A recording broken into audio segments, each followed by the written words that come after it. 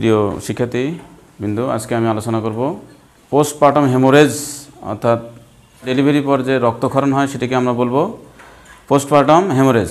এই হেমোরেজকে ম্যানেজ করার জন্য আমরা একটি পদ্ধতি, বহুল প্রচলিত এবং গ্রহণযোগ্য একটি পদ্ধতি, ডাক্তার সাহেবাস মেথড নিয়ে আলোচনা করব। তো ডাক্তার সাহেবাস মেথড এটি খুবই সেফ, নিরাপদ এবং খুবই সহজে এটি করা যায়। হাতের কাছে কিছু যন্ত্রপাতি দিয়েই সহজেই করা যায় এবং এটি খুবই কম খরচে করা যায়। 150 থেকে 200 টাকার মধ্যেই এই পদ্ধতিটি অ্যাপ্লাই করে আমরা মায়ের জীবন বাঁচাতে পারি। রক্তক্ষরণজনিত কারণে মাতৃমৃত্যু হার পৃথিবীতে সবচেয়ে বেশি। এটি প্রথম বাংলাদেশেরই একজন গাইনিকোলজিস্ট এই পদ্ধতিটি তৈরি করেন 2000 সালে এবং 2003 সালে এটি আন্তর্জাতিক একটি মেডিকেল জার্নালে প্রকাশিত হয় এই পদ্ধতিটি, এবং আজ সারা বিশ্বে সমাদিত গ্রহণযোগ্য একটি সহজ পদ্ধতি। এটি 80টিরও দেশে, উন্নয়নশীল দেশগুলোতে এটি খুবই ব্যাপকভাবে গৃহীত হয়েছে এবং এটি নিয়ে ব্যাপক গবেষণা হয়েছে। এটি আমাদের বাংলাদেশের জন্য একটি গর্ব।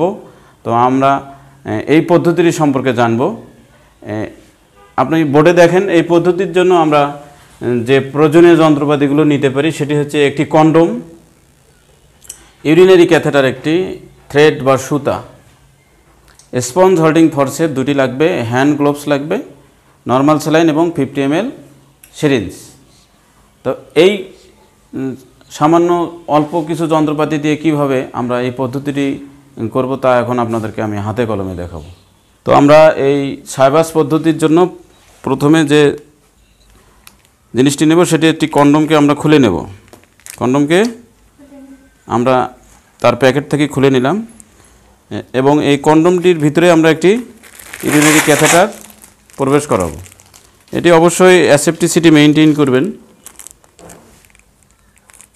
এই ক্যাথেটারটি আমরা কন্ডোমের ভিতরে প্রবেশ করাবো। তো আগে কন্ডোমটি খোলা যায়, কিন্তু আগে যদি ক্যাথেটারটার সহ কন্ডোম খুলি তাহলে আমাদের কাজটা হতে সুবিধা হবে। আগে যদি কন্ডোম খুলে নেই তাহলে কিন্তু সহজে ঢুকবে না, কারণ কন্ডোমটা কি পিচ্ছিল। আমরা ক্যাথেটারটা কন্ডোমের ভিতরে দিয়েই এইভাবেই কন্ডোমটা ছাড়াই নেব। কন্ডোমের যে গোল অংশটা আছে সেটা ছাড়াই নেব। এটি দুইভাবে করা যায়। আমি প্রথম পদ্ধতি দেখাচ্ছি। এই কন্ডোম নেওয়ার পরে আমরা সুতা দিয়ে এই কন্ডোমের মাথায় বাঁধন করে দেবো। দেখেন, আপনার একজন সুতা দিয়ে হেল্প করেন। আমরা কন্ডোমের এখানে একটা বাঁধন দিয়ে দেব। এই বাঁধনটা দেওয়ার সময় খুবই একটা সাবধানতা অবলম্বন করতে হবে। বাঁধনটা যেন খুব শক্ত না হয়, জাস্ট আটকে থাকবে। খুব শক্ত হলে আমাদের যে নর্মাল স্যালাইন দেবো সেই নর্মাল স্যালাইনটি যাতে বাধাগ্রস্ত হবে, ফলে আমাদের উদ্দেশ্য বিঘ্নিত হবে। তো কন্ডোমে আপনারা জানেন 2টা চ্যানেল আছে। কন্ডোমে 2টা চ্যানেল আছে। একটি হচ্ছে লক করার জন্য কন্ডোমটাকে, আর সাইডে সেটি ইউরিন আউটপুট হওয়ার জন্য। তো এটি কিন্তু কন্ডোমের মাথায় যে আমরা ছিদ্র দেখতেছি, এই ছিদ্রের সাথে এই বাহিরের এই লাইনটার কানেকশন আছে। তো আমরা যদি এই লাইন দিয়ে এখন নর্মাল স্যালাইন প্রবেশ করাই তাহলে কিন্তু কন্ডোমটা ফুলে যাবে। তো আমরা এই পদ্ধতিতে কন্ডোমটা ফুলাতে পারি। আর কন্ডোম যখন ফুলে যাবে তখন এটা ইউটেরাস বা জরায়ুর গায়ে প্রেশার ক্রিয়েট করবে, ফলে ব্লিডিং অটোমেটিক বন্ধ হয়ে যাবে। এটি হচ্ছে মূলনীতি। তো এইভাবে করে আমরা সরাসরি কোথায় দেব? ইউটেরাসের ভিতরে দেব। ইউটেরাসে দেওয়ার জন্য আমরা ঠিক এইভাবে আমরা স্পঞ্জ হোল্ডিং ফরসেপ ব্যবহার করব।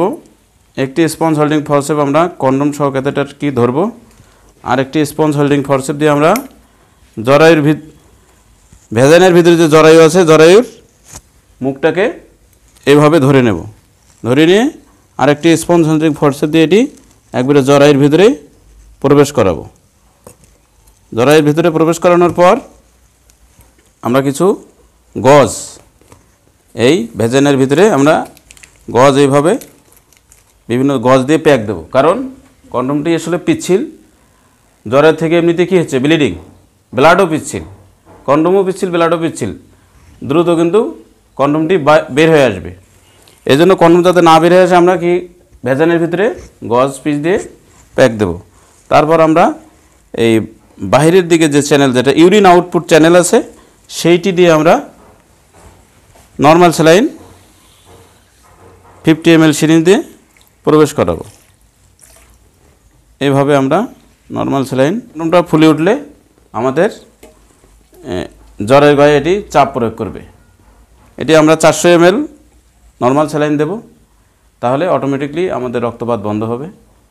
তারপরে এটি 22 ঘন্টা বা 23 ঘন্টা পরে ব্লিডিং বন্ধ হলে আমরা 100 ml করে করে স্যালাইন আউটপুট করব, দেখব ব্লিডিং হচ্ছে কিনা। যদি না হয় তাহলে ভালো আছে, যদি ব্লিডিং হয় তাহলে সেটির জন্য পেট কেটে অপারেশন করতে হবে, জরায়ু কেটে ফেলা লাগতে পারে, অথবা বিভিন্ন জায়গায় বাইরে দিয়ে রক্তপাত বন্ধ করা লাগতে পারে। তো আমরা এইভাবে যখন আমরা পানি ভিতরে প্রবেশ করব, ভিতরে কন্ডমটি অটোমেটিক ফুলে যাবে। এভাবে পানি প্রবেশ করানোর পর আমরা এই যে মুখ দিয়ে কিন্তু পানি চলে আসবে, তখন আমরা এই মুখটাকে এরকম করে ভাঁজ করে সুতা দিয়ে বেঁধে রাখব। এই মুখটাকে ভাঁজ করে এই সুতাটা দিয়ে ক্যাথেটারের এই মুখটি বেঁধে রাখবো, তাছাড়া পানি নিচে আসবে এই উপরের অংশটা।